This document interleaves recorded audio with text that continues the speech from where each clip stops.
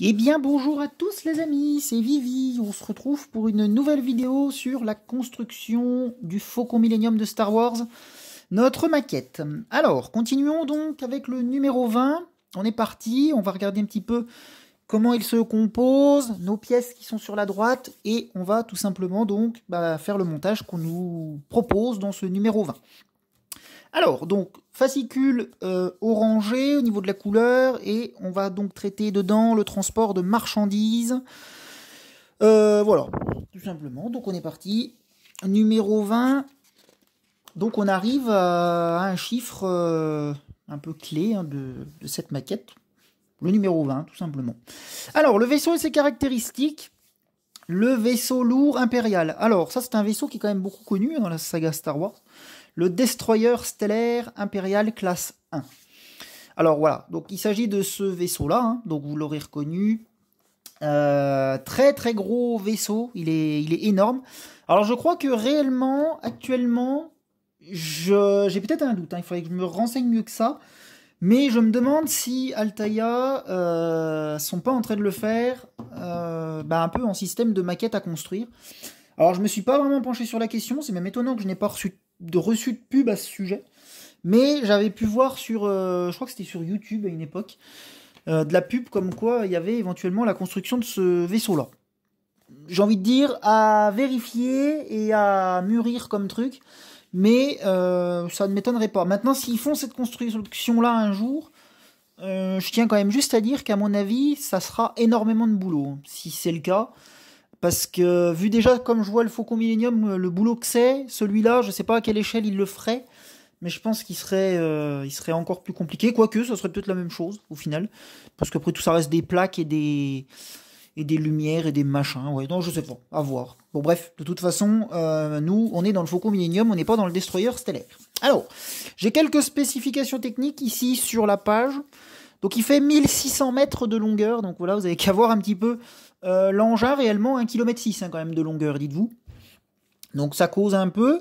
Vitesse maximum 60 mglt dans l'espace. Alors là, je suis pas sûr que ce soit forcément un vaisseau très rapide, mais c'est normal, hein, vu la taille imposante qu'il a, ça paraîtrait logique qu'il soit pas forcément rapide.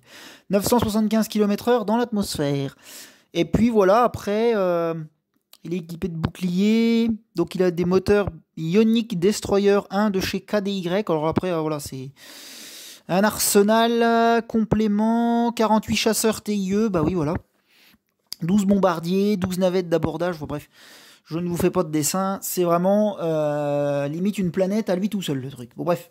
Et d'ailleurs, dans la saga Star Wars, c'est vraiment le vaisseau qui est quasiment imprenable, quoi, on va dire.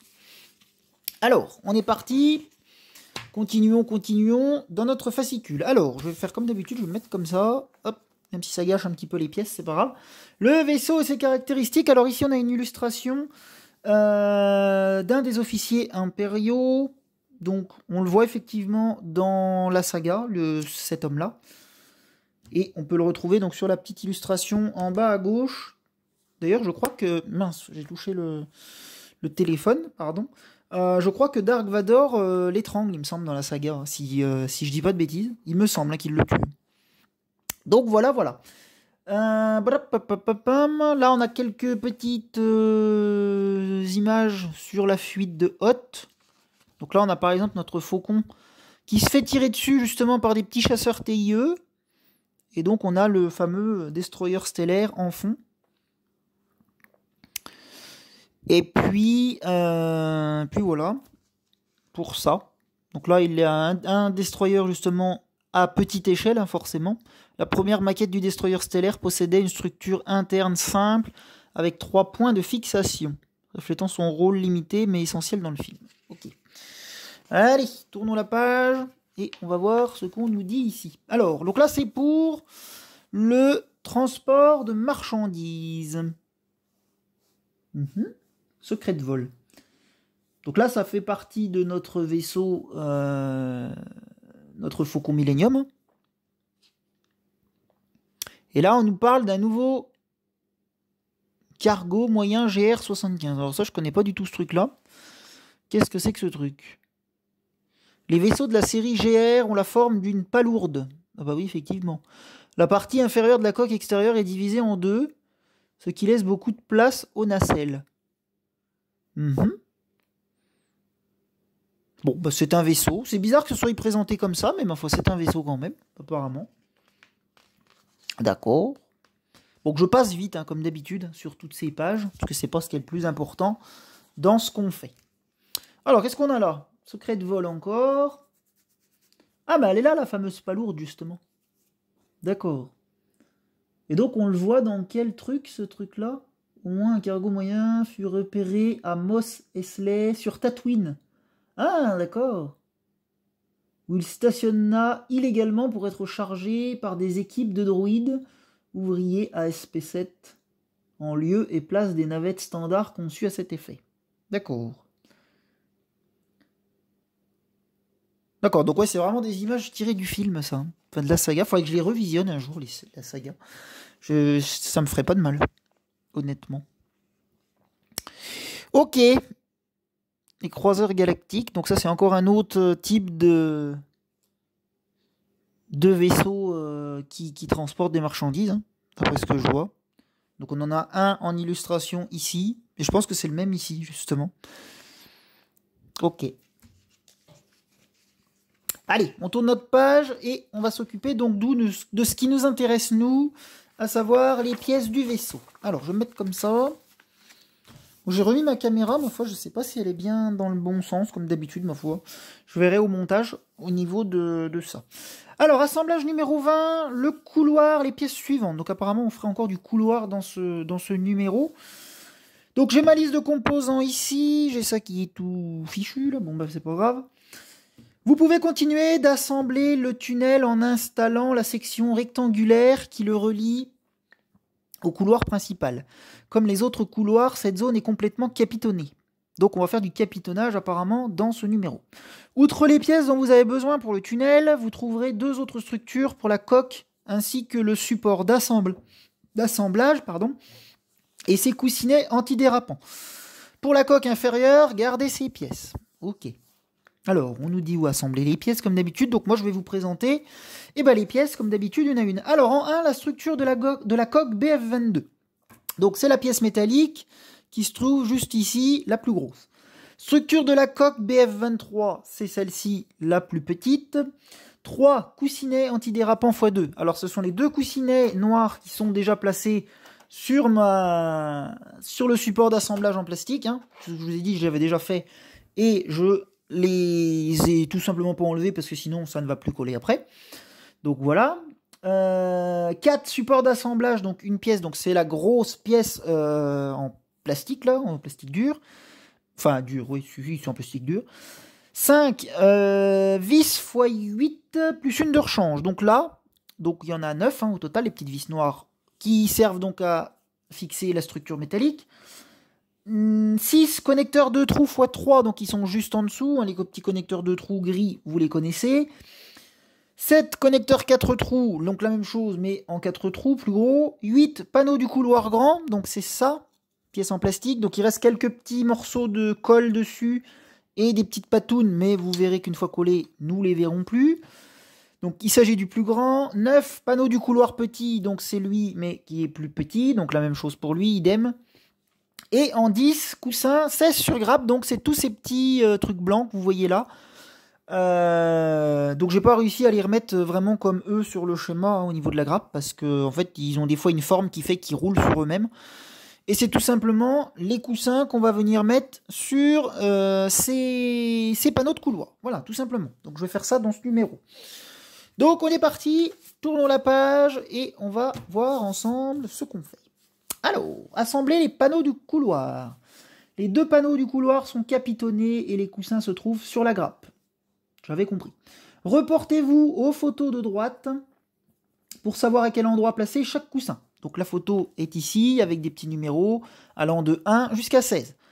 Et ici en dessous, j'ai le détail de chaque couloir avec les numéros qui le composent. Donc après, à moi de retrouver quel petit machin va à quel endroit. Mais je vais retrouver parce qu'ils sont quasiment taille réelle là. Donc je devrais pas peiner à retrouver la forme et la taille qu'ils ont. Sans souci. Donc, car les différences sont minimes. En outre, les coussins ne vont que dans un sens. Testez l'ensemble avant de coller tous les coussins. Donc effectivement, bah ça je vais le faire en off, hein, de toute façon. Je vais, moi, coller tout ça tranquille de mon côté, puis je vous retrouverai tout simplement quand j'aurai les deux trucs plastiques avec leurs coussins collés dessus, tout propre. Voilà, ce schéma vous indique à quel endroit vont les pièces. Les étapes 1 à 8 vous montrent comment assembler le capitonnage du petit panneau. Image ci-dessus à gauche. Utilisez la même méthode pour le capitonnage du plus grand panneau ci-dessus à droite. Donc ça va nous emmener jusqu'à la fin du fascicule, normalement. Non, sauf la dernière page. Mais enfin bref, de toute façon, je vais vous retrouver quand j'en serai à cette étape-là.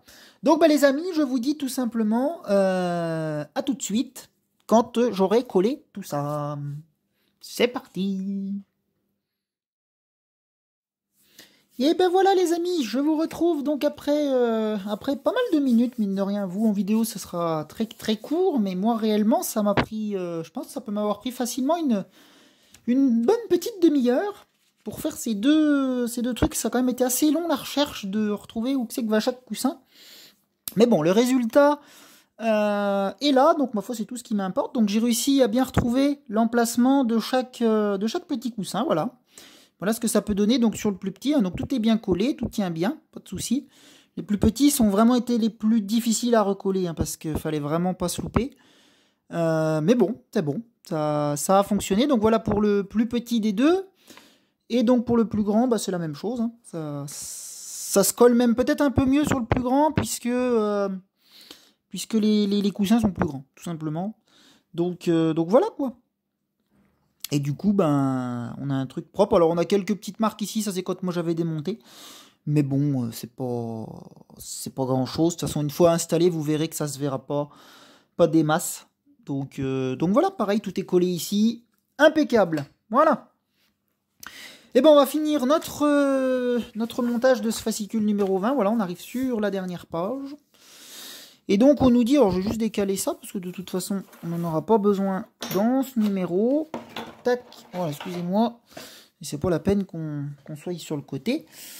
Tac, donc, assembler le tunnel, on nous dit. Tester l'assemblage des deux panneaux en les insérant dans les fentes à la fin du tunnel que vous avez commencé à assembler dans le numéro 19. Donc, le fameux tunnel, c'est celui-là. Voilà.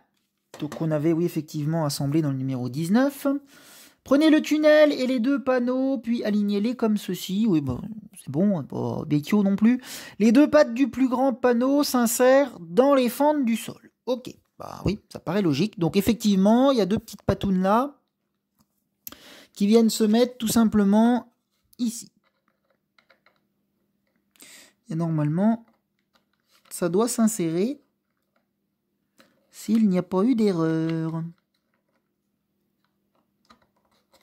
Voilà, qui est fait. Même vous le mettre plus comme ça.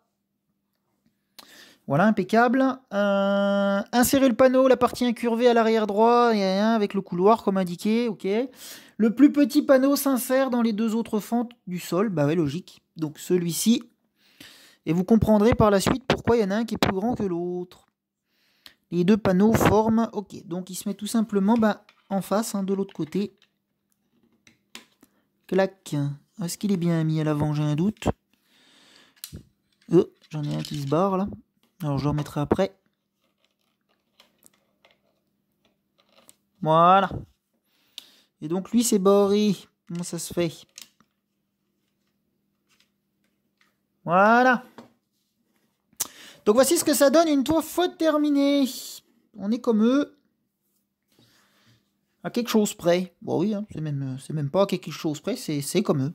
Voici à quoi doit ressembler votre assemblage. Et ben voilà les gens, on a terminé le numéro 20. Donc ici, on a un truc en coulisses, changement de niveau, la pente entre le tunnel et le couloir est l'un des nombreux détails qui durent être réinventés pour harmoniser le décor intérieur du vaisseau. Ouais, bon, ça c'est un truc qui leur a, voilà, dans le film, quand ils ont fait le tournage. Voilà.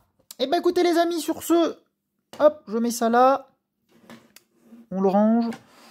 Je vous dis donc à dimanche prochain pour le numéro 21 du Faucon Millenium de Star Wars. En attendant, portez-vous bien. Et puis, je vous dis tout simplement À la prochaine, salut tout le monde!